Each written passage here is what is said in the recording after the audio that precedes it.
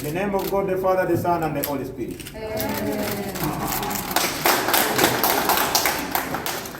Minisita w'emizannyo Dennis Samson Obua yakulembeddemu omukolo gw'okutongoza ofiisi za Uganda Netball Federation empya ezijjiddwa e Lugogo ne zidda e Kampala Mukadde.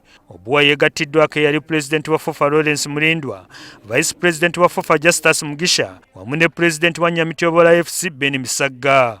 Bano batongoza enteekateeka nnamutayika ey'okulaakulanya omuzannyo gw'okubaka wamu n'ebbendera y'ekibiina ekifuga omuzannyo gw'okubaka. So fly this flag higher and higher within and outside Uganda. Thank you. Abakulembeze ba Uganda Netball Federation nga bakulembeddwamu pulezidenti waabwe Ssaalababirye Kityo balaze abagenyi baabwe ekisaawe eky'omunda ekineeyambisibwa ng'okutendekeramu ttiimu y'eggwanga nga kiri kinnya na mpindi okuva ku ofiisi zaabwe. Pulezidenti wa Uganda Netball Federation Ssaalababirye atubuulidde nti baakutandikirawo kawefube ow'okufeffetta ebitone okwetolola eggwanga lyonna. Twagala kutwala netball ku grassroots. Ono netball w'e Kampala Wakiso tatutwala ku level gye tulowooza. Tuzannya netball emyaka mingi ng'eggwanga lino. Okuva Uganda lwe yafuna obwetwaze tuzannya omuzannyo guno. Naye kubanga tetutwalanga ku World Cup kituluma ate nga tulina obusobozi. Abafirika mukimanyi mwenna tuli b'amaanyi. Omuzungu byatasobola kukola ffe wano omukyalo w'emyaka 35 abikola.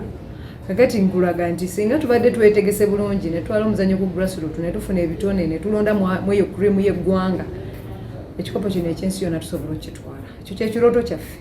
Ono atubuulidde nti teyeetaaga abakulembeze beyaddira mu bigere okusooka okumukwasa obuyinza okutandika okukola.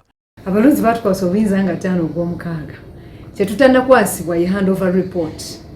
Nti tulina amabanja bwe gati gundi atubanja tulina ebyapa bwe biti tulina ebikopo bwe biti okitegeera ekitaliwo ye report. Babiri agamba nti wakuwaayo obudde bwe bwonna eri omuzannyo gw'okubaka. Nali nzija okwesimbawo nasuubiza bannayuganda nti njagala kuwa omuzannyo guno obudde bwange bwonna okukakasa nga nkola kyonna ekisoboka okukakasa nga guva we gubadde ngusse ku leve endala omulala anajja ate naye agujja wagwongereyo. Mu kiseera kino Uganda eri mu kifo kya 7 mu nsi yonna ate ng'eri mu kyakusatu mu mawanga ga Africa agazannya omuzannyo gw'okubaka. Bano balowooza nti Uganda esobola okusenvula nedda mu bifo eby'okumwanjo okusingawo. Sam Mpoza, NTV Akawungeezi.